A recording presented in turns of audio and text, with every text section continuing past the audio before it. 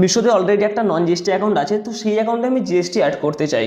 তো এরকম GST related অনেক ইস্যু আছে বা অনেক কনফিউশন আছে মিশো সেলারদের মধ্যে। তো চলো আজকের ভিডিওতে আমি তোমাদের মিশো সেলার অ্যাকাউন্ট রিলেটেড যত রকম জিএসটি কনফিউশন রিলেটেড অনেক কোশ্চেন আছে, সব জিনিসের আমি একদম ক্লিয়ার করে দিতে চাই সিঙ্গেল একটা ভিডিওতে। তো চলো সম্পূর্ণ ভিডিওটা দেখতে থাকো। তো হাই হ্যালো হরে কৃষ্ণ, তো আমার আরেকটা ভিডিওতে তোমাকে স্বাগত জানাই।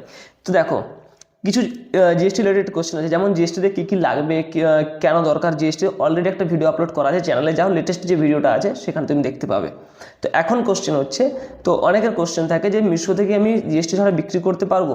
তো অবশ্যই পারবে, সব ক্যাটাগরিতে পারবে না, কিছু কিছু ক্যাটাগরি আছে যেগুলো তুমি বিক্রি করতে পারো। বোঝা গেল? Fashion item, kitchen tool item, এরকম কিছু ক্যাটাগরি আছে যেখানে তুমি বিনা জিএসটিতে সেল করতে পারো। এরপর একটা ইম্পর্ট্যান্ট কোশ্চেন হচ্ছে, অনেকের থাকে যে আমি নন জিএসটি অ্যাকাউন্ট খুলে নিয়েছি, তো আমাকে জিএসটি কি ফাইল করতে হবে? তো যেহেতু তুমি জিএসটি ওপেন করোনি, তো এই জন্য জিএসটি ফাইল করাটা ম্যান্ডেটরি না। তুমি ফাইল করবে কী করে? জিএসটি নাম্বার থাকলে তো তুমি ফাইল করবে জিএসটি। তো ওই জন্যই যারা নন জিএসটি অ্যাকাউন্ট করছো তাদের জন্য জিএসটি ফাইল করাটা ম্যান্ডেটরি না। বোঝা গেল?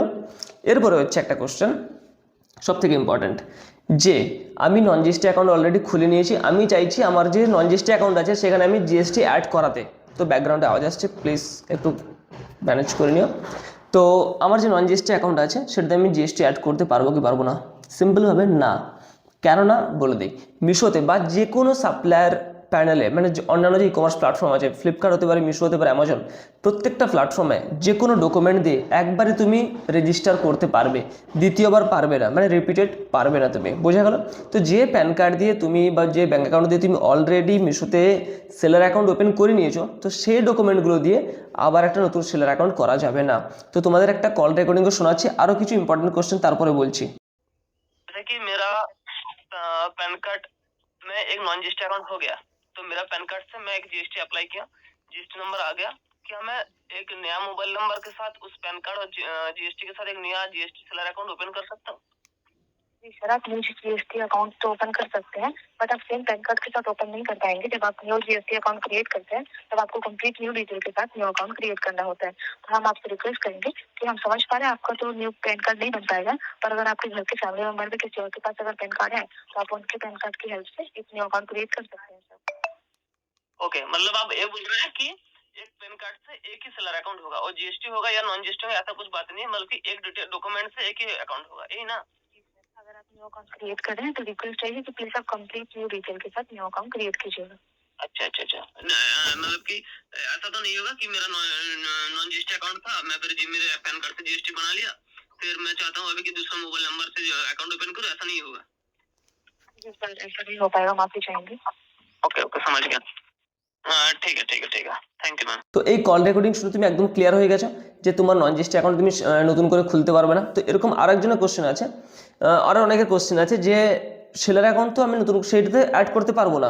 তো আমি একটা কাজ করি, জিএসটি বের করে নিই, তারপর নতুন মোবাইল নাম্বার, নতুন জিমেল অ্যাকাউন্ট দিয়ে বা নতুন ব্যাঙ্ক অ্যাকাউন্ট দিয়ে আমি আর একটা অ্যাকাউন্ট করবো। তো তাতেও কিন্তু হবে না। তুমি কল রেকর্ডিংকে মোটামুটি বুঝে গেছো এটাও। তুমি যদি চাও তোমার পরিবারের অন্য কোনো সদস্যের নামে জিএসটি বের করে তুমি তারপরে সেলিং করতে পারো, কন্টিনিউ করতে পারো।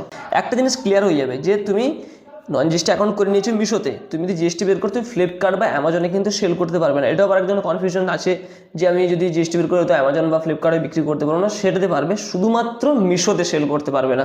বোঝা গেল ব্যাপারটা? তুমি যদি ই কমার্সের জন্য জিএসটি বানাতে চাও তাহলে ডিসক্রিপশনে মোবাইল নাম্বার দেওয়া আছে, সেখানে গিয়ে কন্ট্যাক্ট করো। সেই মোবাইল নাম্বারে কন্ট্যাক্ট করার পরে তুমি তোমার ডকুমেন্টগুলো পাঠাও এবং উইথিন 1 ডে তোমার জিএসটি তৈরি হয়ে যাবে এবং তোমার জিএসটি সার্টিফিকেট তোমার কাছে ডেলিভারি হয়ে যাবে এবং সবথেকে চিপেস্ট দামে। বোঝা গেল ব্যাপারটা? আর যদি কারো যদি জিএসটি অলরেডি করা আছে, সে যদি ফাইলিং করতে চায় তো সে সার্ভিসও আমাদের কাছে আছে। এরপরে তুমি যদি ই কমার্স শিখতে চাও বেসিক থেকে অ্যাডভান্স, তাহলে সেই মোবাইল নাম্বারে কন্ট্যাক্ট করো যে কোর্স শিখতে চাই। তো আমাদের ব্যাচ চলে যেখানে তুমি বেসিক থেকে অ্যাডভান্স প্রত্যেকটা জিনিস একদম ক্লিয়ারলি শিখে যাবে।